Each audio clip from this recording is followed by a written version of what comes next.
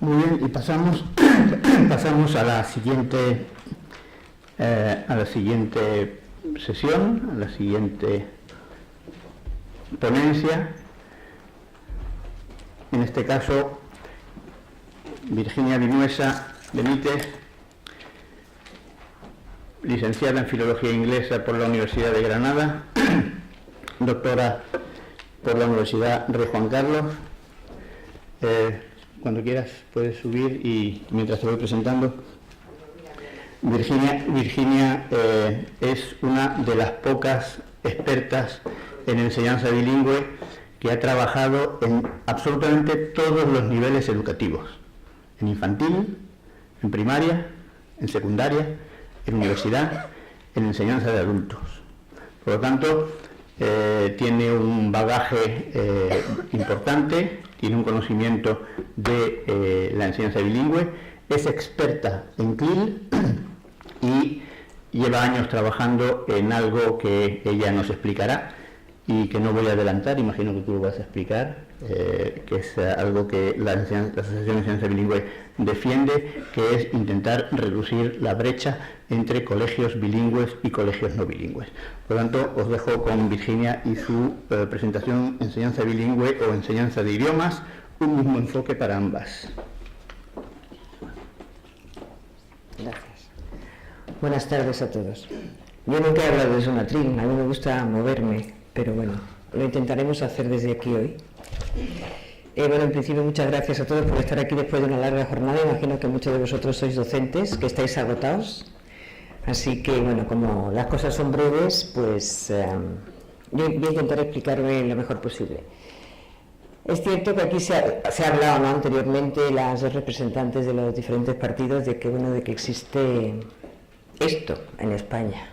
Es decir, en España existe una percepción social que no es tal percepción de que pues, nos da muchísima vergüenza hablar en otro idioma.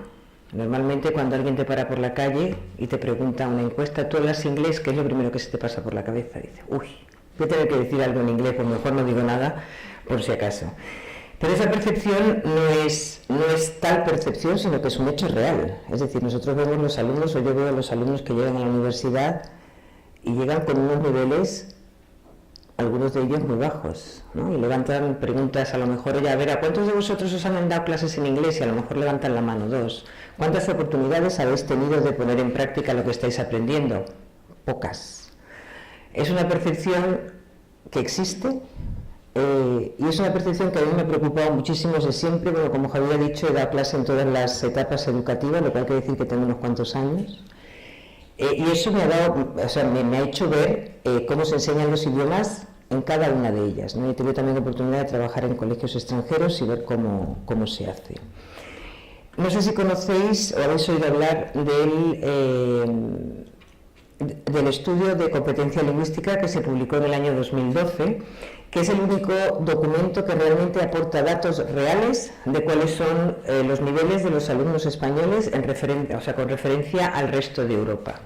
O sea, yo os he traído aquí es una gráfica general, es decir, no la he dividido por cada una de las destrezas que se testaron, que fueron 3, que fueron la comprensión oral, la comprensión escrita y la expresión escrita, comprensión oral y comprensión lectora.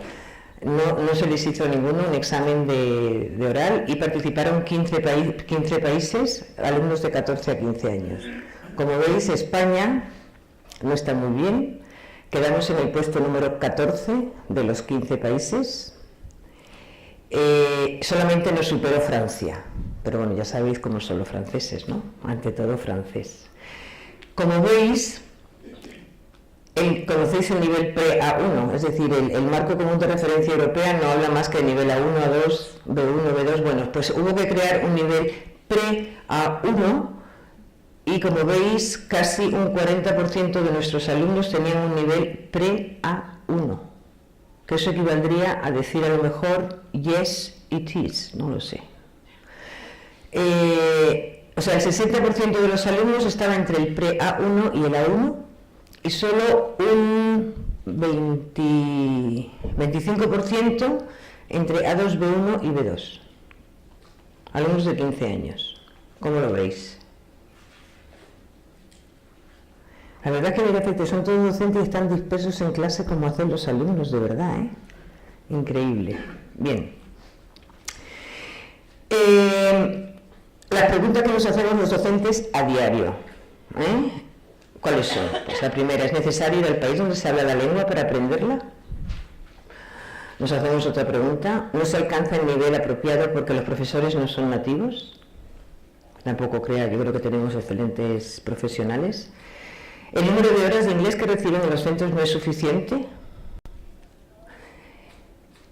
Yo creo que sí, bueno, cuanto más mejor, pero bueno, en principio no está mal. Es decir, a lo largo de toda la educación, si empezamos de infantil, primaria, secundaria, reciben casi 1.200, 1.300 horas de inglés a lo largo de su vida y, sin embargo, los resultados que estamos obteniendo no son los que deberían ser. ¿Qué es lo que está pasando aquí?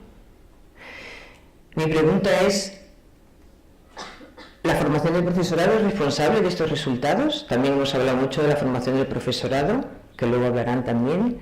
¿Es responsable de estos resultados? Puede ser, es decir, las causas pueden ser muchísimas y muy variadas.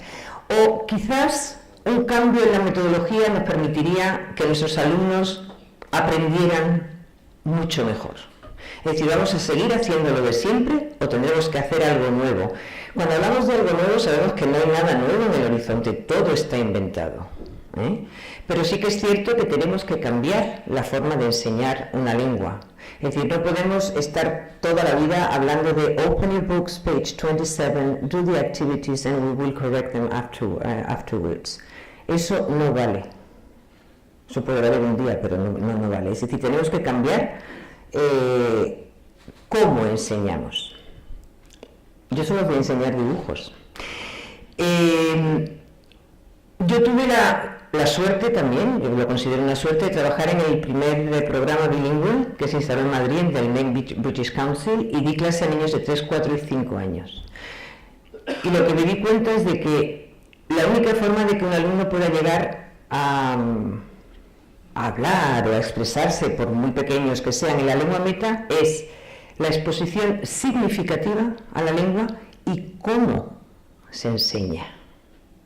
Es cierto que nosotros docentes pues utilizamos unas metodologías a diario, otras de vez en cuando, y otras no las utilizamos nunca pues precisamente porque no las conocemos o porque sencillamente no nos seguimos, es decir, no estamos a gusto con ellas.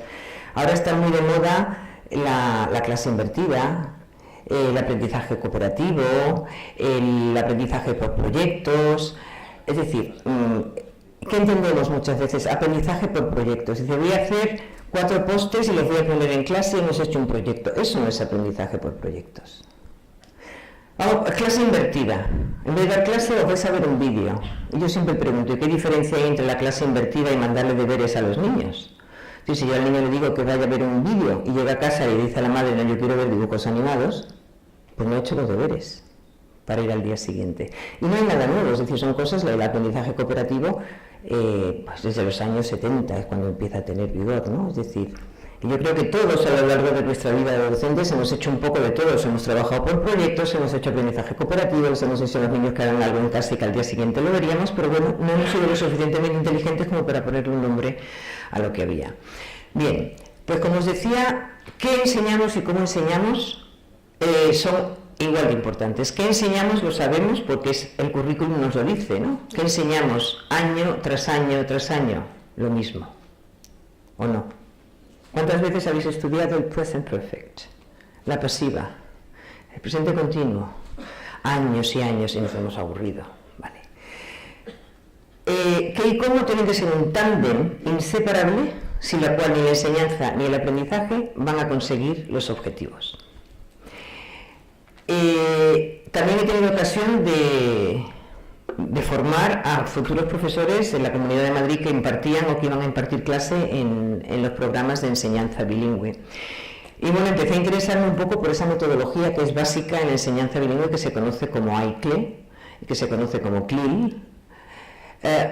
Bueno, y empecé a investigar y empecé a ver y dije, bueno, pues si realmente es una metodología un enfoque metodológico que realmente ha dado buenos resultados, ¿por qué lo vamos a limitar única y exclusivamente a la enseñanza bilingüe? ¿Por qué lo vamos a limitar única y exclusivamente a la enseñanza de contenidos de las llamadas materias no lingüísticas, que no me gusta porque todas las materias son lingüísticas? ¿Por qué lo vamos a limitar a eso? Si realmente está demostrando que los alumnos tienen una mejor competencia lingüística una vez que llegan a sexto de primaria. Yo hice un estudio con los alumnos, los que ahora ya han llegado a la universidad, alumnos que terminaron sexto de primaria y hicieron el examen de B1 y alumnos que entraron de primer ingreso en la universidad.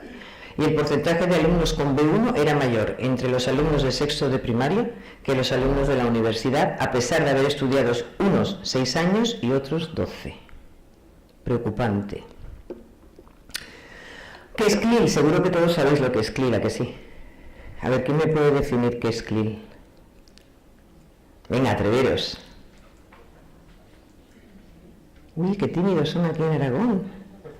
El otro día en Murcia me hablaban. CLIL. Bueno, CLIL es la enseñanza de contenidos a través de una lengua vehicular que no es la lengua materna de los alumnos. Esa es la definición más fácil que podemos hacer de CLIL. ¿CLIL es algo nuevo? Por supuesto que no. CLIL es un enfoque ecléctico que ha cogido lo mejor de muchos métodos. Es un método flexible, si hemos leído algo sobre Marsh, que nos habla desde los showers, desde poquitos minutos al día o la semana de inglés hasta inmersión total. Es ecléctico en la medida de que ha cogido cosas pues desde el constructivismo de Brunner, de Piaget, de Vygotsky, hasta las inteligencias múltiples de Gardner, hasta la teoría del aprendizaje de Oxford. Es decir, que no se han inventado nada nuevo. Mira, hay un chico que se ríe, dice qué listos que son. Y le pusieron un nombre y dijeron, pues vamos a llamarlo CLIL. Sí, me estoy refiriendo a ti, en la camiseta blanca. Bien, vamos a aplicar así, pero muy por encima, para llegar luego a lo que yo quiero ver, de por qué no vamos a utilizar este enfoque para enseñar idioma, es decir, cualquier idioma extranjero, bien sea inglés, alemán, italiano, etcétera, siempre y cuando sepamos cómo aplicarlo. Es decir, de la teoría a la práctica sabemos que hay mucho, y lo que es realmente importante es cómo aplico yo eso en la clase, cómo lo utilizo para realmente sacar el mayor aprovechamiento posible de mis alumnos. Bien, hemos dicho que es ecléctico, que es flexible, que ha cogido lo mejor de muchos métodos. Y estas son las 4 famosas Cs que todos conocemos de CLIL, que son el contenido, la comunicación, cognición y cultura. Esos son los pilares básicos de CLIL, y todo el mundo habla de esas 4 Cs. Bien, pero ¿cómo utilizo yo esto? Bien, cuando hablamos de contenido, ¿qué hablamos? Pues el contenido de una materia no lingüística, como he dicho anteriormente, como puede ser geografía, pueden ser ciencias, plástica, educación física. A ver, pasa. ¿Cuáles son una de las principales características y una cosa que diferencia a CLIL del resto? Es que los alumnos utilizan la lengua para aprender y aprenden a utilizar la lengua. Es decir, no estudian ahora el presente perfecto y lo utilizan dentro de 2 años, sino que estoy hablando de gramática, ¿no? Porque bueno, ya sabemos que cuando hablamos de enseñanza de un idioma extranjero estamos centrados en la gramática de principio a fin. ¿Qué pasa? Que los alumnos acaban hablando de la lengua, pero no la lengua. Tú le preguntas a un alumno y dice, bueno, y a ver, ¿cómo se hace el present perfect? Y dice, el present perfect se hace utilizar luego to have. Dice, perfecto, pónmelo en una frase. Y dice, pues eso ya muy profesor ya muy difícil. Y el alumno sabe hablar de la lengua, sabe explicarte cosas de la lengua, pero no sabe utilizar la lengua. Pues es una de las características de CLIL, porque desde el principio se ayuda al alumno a que utilice la lengua. No he visto ninguno ahora yo aquí en Zaragoza. ¿Qué es esto? Venga, animaros y lo hacemos un poco interactive. ¿Qué es eso? Scaffolding. Muy bien, sabemos muy bien lo que es scaffolding. ¿Qué es eso? Yo que soy muy preguntona, sé cuando soy maestra, pues cuando soy profe, pues digo a preguntar, ¿en qué consiste el scaffolding? ¿En qué consiste? A ver, chicos, si yo sé que lo sabéis, si yo no vengo a enseñaros nada nuevo hoy aquí. Apoyo lingüístico para los alumnos. ¿Perdón? Apoyo lingüístico para los alumnos. Lingüístico y a nivel de contenidos también. ¿Sí? Se puede hacer scaffolding a todos los niveles, efectivamente. Otra de las características de CLIL es que al alumno se le apoya para que sea capaz de desarrollar destrezas comunicativas y para que aprenda el contenido. O sea, tenemos que saber que CLIL, y es algo que se hace mucho, yo lo veo en alumnos cuando hacen las prácticas, te dicen, no, es que yo he estado en las prácticas y lo que hacen los profesores es que le dan listas de vocabulario. Bueno, eso no es CLIL. O lo que hacen muchas veces es que les dan un tema en inglés y al día siguiente se lo dan en español. Eso no es CLIL. Yo tengo que saber cómo enseñarlo a través de la lengua vehicular, que es el inglés, el francés o la lengua según el programa que haya. Es decir, hay muchísimas estrategias de andamiaje que se pueden aplicar tanto a nivel de contenidos como a nivel lingüístico, a nivel comunicativo. Aquí, por ejemplo, son una serie de graphic organizers o mind maps, ¿no?, que son muy visuales y pues, el alumno puede aprender los contenidos de forma muy sencilla. Pues, por ejemplo, estos los podríamos aplicar si estamos estudiando historia, un timeline, o por ejemplo aquí tendríamos un mind map muy fácil para hacer una clasificación entre vertebrados e invertebrados, etc. A nivel de comunicación, es decir, yo lo que no puedo hacer con mis alumnos es decir, bueno, para el próximo día me vais a escribir algo sin que yo les haya dado una ayuda anterior. Yo lo que no puedo pretender es enseñar un contenido, si no les doy a mis alumnos primero la lengua que necesitan para aprender ese contenido, y la tengo que practicar con ellos, aunque sean 5 o 10 minutos, pero tengo que darles ese apoyo, si no, no lo van a aprender. Por ejemplo, a nivel de comunicación, pues por ejemplo podemos crear las famosas tablas de sustitución, son muy útiles, en la cual el alumno pues sencillamente tiene que coger, pues esa primera es una muy sencilla, pero el alumno coge pues de cada columna coge una frase y hace una frase, pues talking about purpose, birds use their wings to fly, y evitaremos que el alumno diga I go to the supermarket to buy milk, que es un error muy típico que cometen los españoles, ¿no? Eso para comprar, pues ahí estamos hablando. Otra técnica de andamiajes, pues la que se utiliza para lo de Activate Students' Prior Knowledge, que es, antes de introducir un tema, pues saber qué sabes sobre el tema, qué te gustaría saber, y al final, pues con una especie de evaluación, qué es lo que has aprendido hoy sobre este tema. Es decir, que hay esos son simples ejemplos, ¿no? CLIL, como dicen, CLIL is driven by cognition. Es decir, en CLIL vamos a desarrollar tanto los aspectos cognitivos de orden superior como de orden inferior, y eso ¿cómo lo vamos a hacer? Os voy a poner un ejemplo y me lo vais a decir. Por ejemplo, yo os pregunto, what can you see in the picture? Venga, no me digáis que es una tortuga ahora. A ver. A lion. Very good. What color is the lion? Well, sort of, yeah, yellow. Easy, isn't it? But why do you think the lion is that color?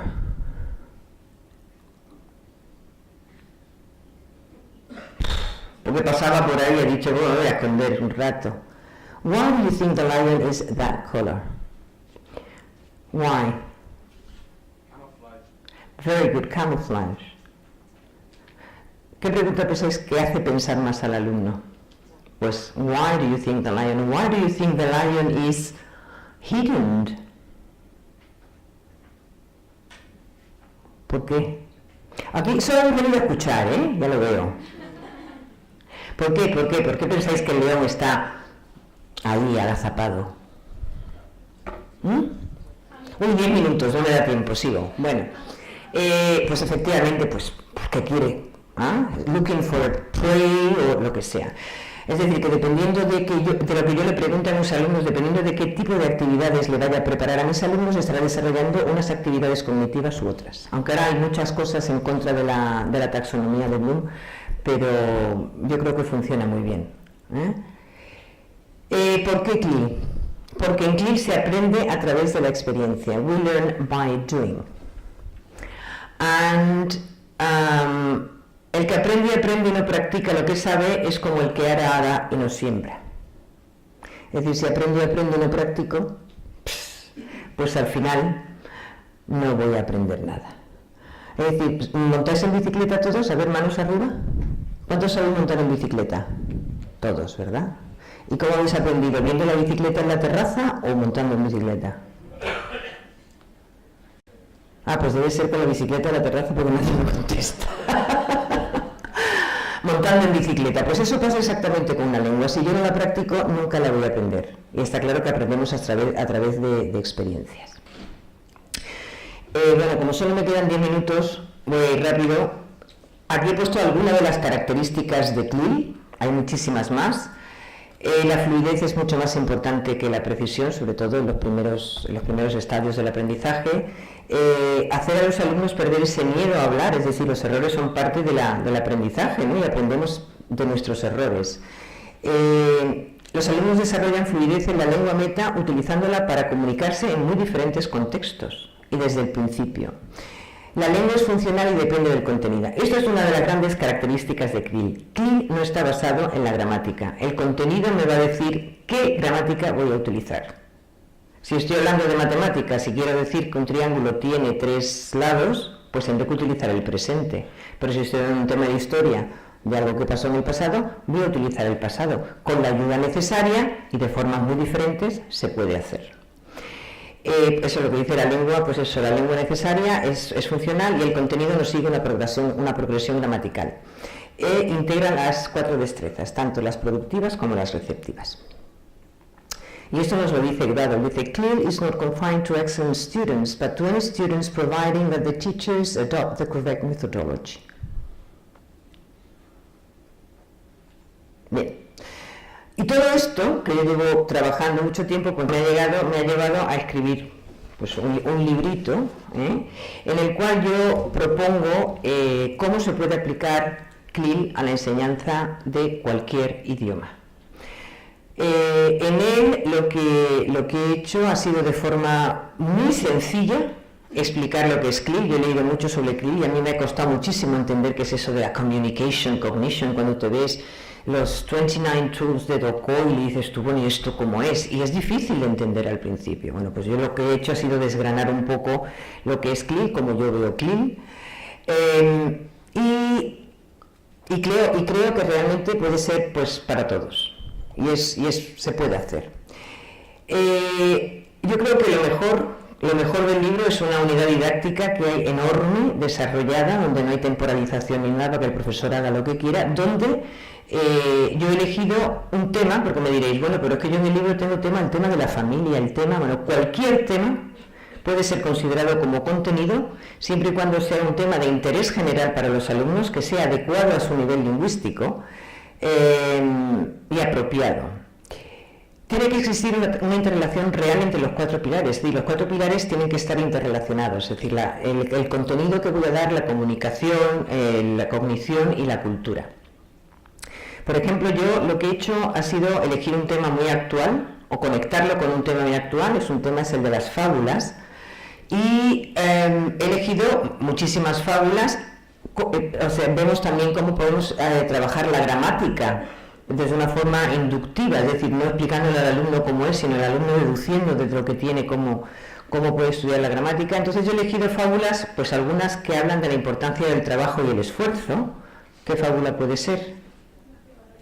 Muy bien, la cigala, la hormiga. El acoso escolar. El patito feo, no es una fábula. El acoso escolar, a ver, ¿os acordáis de una tortuga y un conejo que era muy chulo? Bueno, una liebre, perdón. Que se reía de la tortuga. El acoso escolar, tan actual hoy en día en nuestros centros. Valores como la solidaridad y la ayuda a los demás, es decir, las fábulas, los cuentos tradicionales nos enseñan muchas cosas, o cualquier tema. Es decir, cualquier tema puede ser considerado como contenido. Por ejemplo, esto es un ejemplo de lo que aparece, de cómo se introduce el tema de las fábulas. Entonces hay una serie de guiding questions for the teacher, en la cual yo no les estoy explicando lo que es una fábula, sino sencillamente pues le digo, who do you think these animals represent? Would you be able to match the animals? Pues un poco para ver cuánto saben ellos sobre las fábulas. No me quedan 5 minutos, ¿no? Vale. Para desarrollar la comunicación, lógicamente en cada uno de los apartados hay scaffolding. Tablas de sustitución, pues si yo quiero que mis alumnos comparen y contrasten 2 fábulas, lógicamente van a tener que practicar la lengua antes.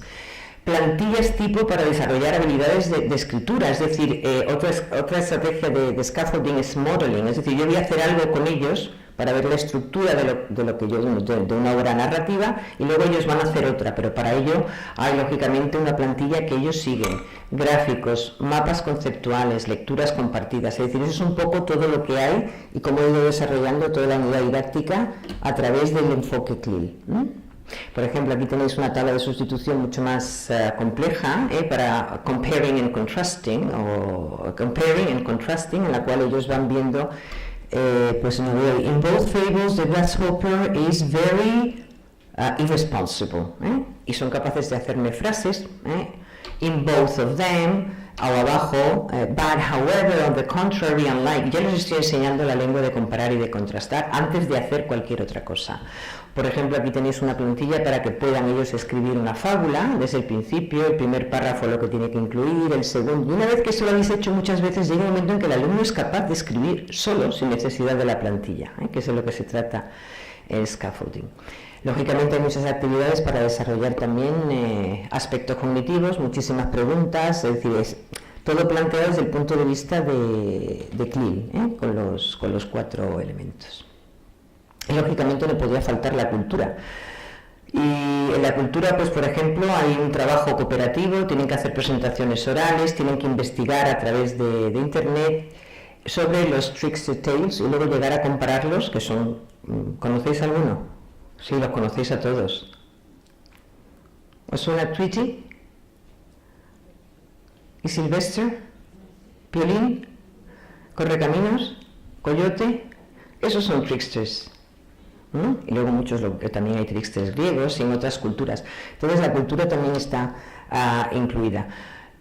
Sí, ya voy a terminar porque me van a sobrar hasta 5 minutos, 2 minutos. Es decir, yo creo que si quiero hacerlo, sé cómo hacerlo, lo intento, lo hago y lo consigo. Como he dicho antes, Javier, efectivamente los profesores sois la clave para que esto funcione. No solamente ya lo que estáis en enseñanza bilingüe, sino los que tenéis que enseñar una lengua segundo idioma. No podemos seguir atados a un libro. No podemos seguir enseñando año tras año gramática sin más y vocabulario. Tenemos que enseñar de una forma completamente diferente. Y solo es cuestión de proponérselo, y no es tan difícil. Y lo ideal es intentarlo algún día en clase, coger un tema y hacerlo de forma diferente. Vuestros alumnos se lo van a agradecer. Y yo creo que efectivamente hay que darles la oportunidad de que aprendan y que pongan en práctica lo que aprenden mientras lo están aprendiendo. Muchísimas gracias.